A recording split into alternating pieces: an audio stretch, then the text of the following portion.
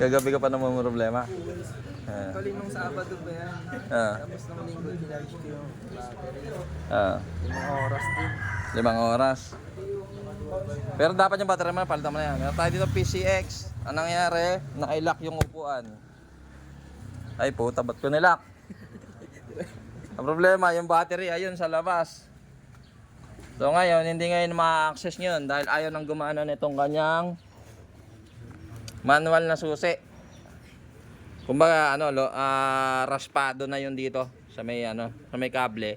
Largado yung kable kaya hindi na ma-open itong manual na susi. So problema niya kagabi pa.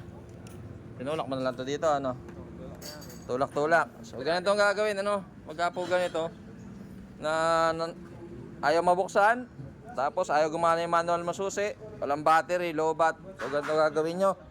Unahan nyo, tanggalin nyo muna tong front panel na to. Tanggalin yan. Kaso ito, hindi rin namin matanggal tong windshield. Sige nga, sira din tong tornilyo. Madali sana kung matanggal to. Pero okay lang. So importante, matanggal mo yan. Tapos etong pinakabatok, tanggalin mo yung cover dito. Tapos yung mga tornilyo, lahat ng tornilyo dito, tanggalin mo lahat hanggang dito sa kabila, pati mga clip. Tanggalin mo lahat yan para buka mo to. Boy, tinan mo to, bubuka.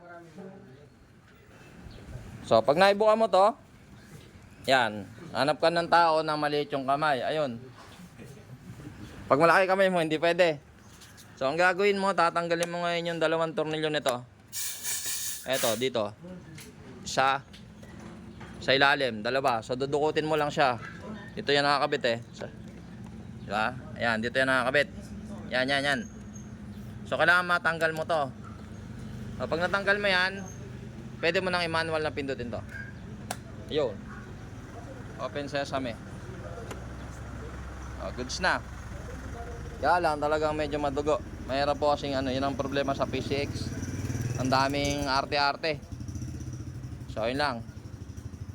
Ulitin ko, pagka yung magtatanggal kayo ng battery, make sure na maglagay kayo ng basahan dito. Yan. Ito ang nakalimutan mo. Yan, lagyan yung basahan dyan para kung accidentally maibaba mo yung upuan, hindi siya maglalak at hindi ka mamumroblema. Kasi mabigat yung upuan yan pagka yan na tulak lang ng konti, bang, lock na yan. Hindi pa pala, ayun. Wala ka naman magagawa doon. Hindi, dali mo na lang dito pag di mo talaga kaya. Ayun, open na uli. Okay? Kaya lang sana ito problema natin baka sabihin nyo, ba't hindi ginamit yung manual na sa susi? O ginamit namin, nilagyan ko na nga ito ng uka para mas maibaba ko pa ng sagad. Kaso wala talaga, largado na yung kable nya. Kaya ganito. Ayun lang. Sana wala kayong natutunan. Peace.